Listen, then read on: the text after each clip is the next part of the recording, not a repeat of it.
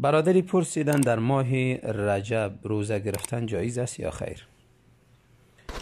برادری محترم، ماه رجب یکی از اشهر الحرام است. اشهر الحرام یعنی ماهایی که احترام خاص دارند، تعظیم خاص دارند و این ماها 4 است. در قرآن کریم می‌فرماید ان عدة الشهور عند الله 12 شهرا في كتاب الله يوم خلق السماوات والأرض منها 4 حرم ذلك الدين القيم فلا تظلموا فيهن أنفسكم.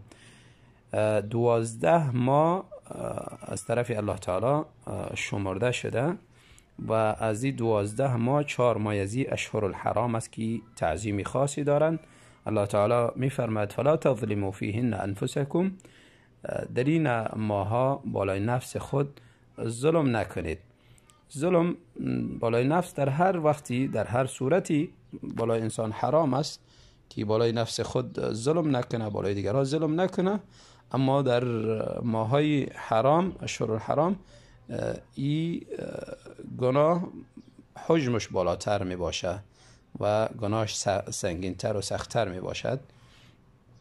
و همچنان از خصوصیات این ماهای اشهر الحرام است که انسان علیه دشمن ابتدا حمله نکند، یعنی ابتدا جنگ از طرفی مسلمان نبوده باشه، الا اینکه اونها اگر حمله کرد باز می تواند که دفاع کنه و همراهشان جنگ کند.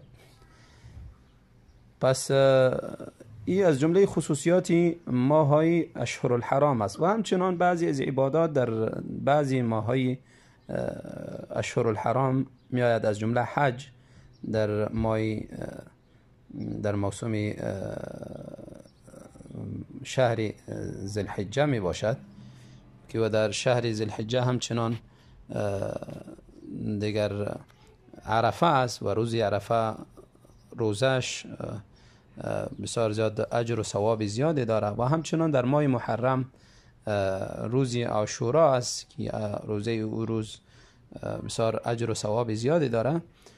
و اینها روزایی است که مشخص احادیث آمده، برای فضل از اینها احادیث ثابت شده. و اما در ماه رجب کدام حدیث خاصی در کدام روزش یا در تمام ماه برای روزه گرفتن نیامده. ماه رجب هم مانند ماهای دیگری هر روزی انسان خواسته باشه روزه میگیرد و به خصوص روزه های دوشنبه و پنجشنبه و همچنان روزه های تاریخ های 13 و 14 و 15 ایام 20. اما تخصیصی روزه برای همه این ماه یا برای روز مشخصی این ماه نیامده و همچنان کدام فضل خاصی بیان نشده. قسمی که فضل در روز عرفه بیان شده، روزی عرفه و همچنان روزی عاشورا.